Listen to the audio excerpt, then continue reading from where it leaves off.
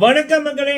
So இந்த வீடியோவில் நம்ம பேச போகிற விடயங்கள் பல சகோதர சகோதரிகள் நம்மக்கிட்ட சொல்லியிருந்தாங்க.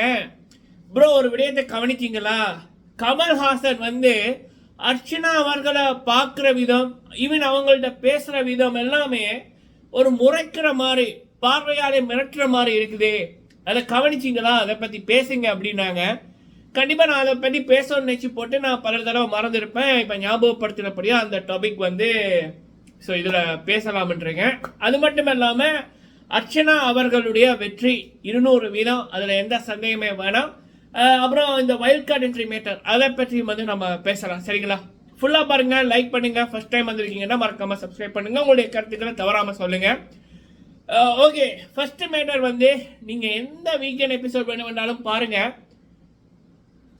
அர்ச்சனா அவர்கள் பார்த்தீங்கன்னா நவம்பர் 4 முதல், அதாவது அக்டோபர் 28 என்னவோ அவங்க வைல்ட் கார்டு என்ட்ரியா வருவாங்க. சரிங்களா?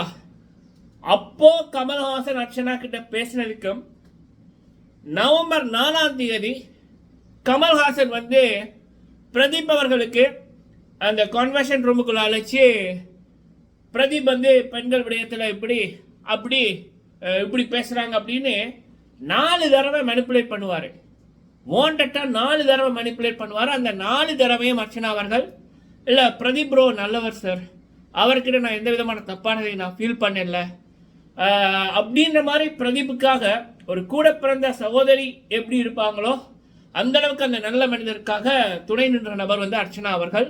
அவங்களுடைய கருத்துக்கள் அவ்வளவு தூரம் கமல்ஹாசன் சொன்னாரு, மனிப்புலேட் பண்ண பார்த்தாரு. அவங்க ரெக்கார்ட் தூக்கவே மாட்டேன், அது மட்டும் இல்லாமல் அர்ச்சனா அவர்கள் தூக்கக்கூடாது அப்படின்ற மாதிரி சொல்லுவாங்க. அப்போ இவர் என்னன்னா செம காண்டாயிருவார் கமல்ஹாசன். வேணும்னா அந்த எபிசோட் பாருங்க. இவர் செம காண்டாயிருவார். ஆகி போட்டு, சரி நீங்க வைக்கலன்னா, நீங்க குடிக்கலன்னா பரவாயில்ல, வச்சுட்டு போங்க அப்படின்னு அவருடைய முகத்திலேயே அந்த கோபம் வரும். சரிங்களா? ஒருத்தங்க ஒரு பதிலை எதிர்பார்த்து கொண்டு அந்த இருந்து அந்த பதிலை இன்னொருத்தங்க சொல்லல செய்யல அப்படின்னா எப்படி ஒரு கோபம் வருமோ, அந்த கோத்தை கமல்ஹாசன் தான் ஒரு கோஸ்ட் அப்படின்றத மறந்து ஒரு மாயாஹாசனா மாறின மொமெண்ட் அது. அந்த வன்மத்தின் உச்சம், அந்த கோபத்தின் உச்சம், அந்த பொறாமையின் உச்சம், நான் சொல்லி நீ செய்ய மாட்டியா அப்படின்ற அந்த விடயத்தை அந்த தருணத்தில் நீங்க பார்க்கலாம். சரிங்களா?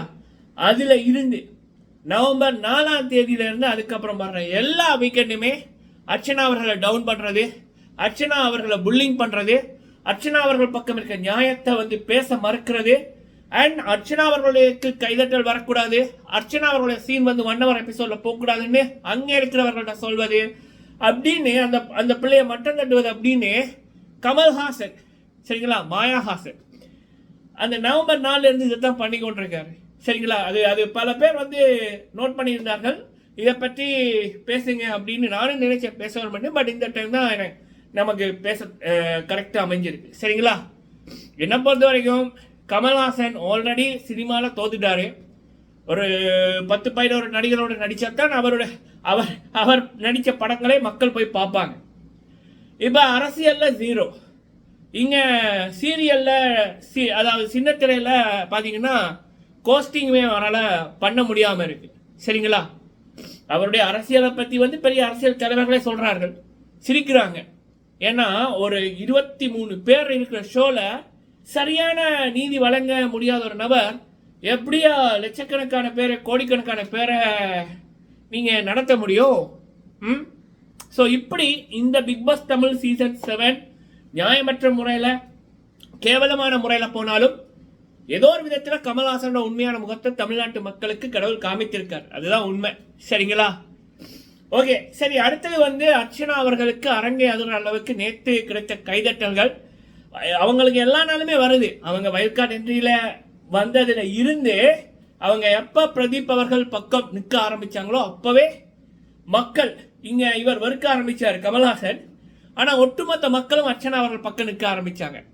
நீங்க நல்லவங்களா இருந்தா எந்த சக்தி உங்களை எதிர்த்தாலும் கடவுள் சக்தியும் மக்கள் சக்தியும் நல்லவர்களோட சக்தியும் உங்க கூட இருக்கும் என்பதற்கு அர்ச்சனா அவர்களுக்கு நடக்கிற விடயங்கள் உதாரணம். அவ்வளோ கோடி பேர் அர்ச்சனா பக்கம் இருக்காங்க. அது ஒவ்வொரு வீக்கெண்டுமே அவங்களுக்கு கைதட்டல்கள் பறக்குது. அது பல வீக் பார்த்தீங்கன்னா வீக்கெண்ட் பிக் பாஸ் டீம் அதை மறைத்து அந்த சத்தத்தை குறைத்து நிறைய வேலைகள் எடிட்டிங் எல்லாம் பண்ணியிருப்பார்கள். இந்த முறை மறந்துட்டாங்க போல இருக்கு. ஏன் அப்படின்னா கமல்ஹாசனுக்கு வந்து பார்த்தீங்கன்னா நேற்று 4 மணிக்கு வேற ஒரு இடத்துல ஃபங்க்ஷன். அதனால் இந்த ஷோ வந்து அதிகாலையில் ஷூட்டிங் எடுக்கப்பட்டது, 3 மணியோ 4 மணியோ. ஸோ அதனாலே அவசரமாக அந்த சத்தத்தை குறைக்க மறந்துட்டாங்க போல இருக்கு, சரிங்களா? பட் whatever, அர்ச்சனா அவர்களுடைய இந்த நல்ல குணத்துக்கு தான் மக்கள் தூக்கி வச்சு கொண்டாடுறாங்க. she is the only one deserve the title, சரிங்களா? ஓகே மக்களே, நீங்கள் உங்களோட கருத்தை சொல்லுங்கள். வீடியோ பிடிச்சிருந்தா லைக் பண்ணுங்கள். நன்றி.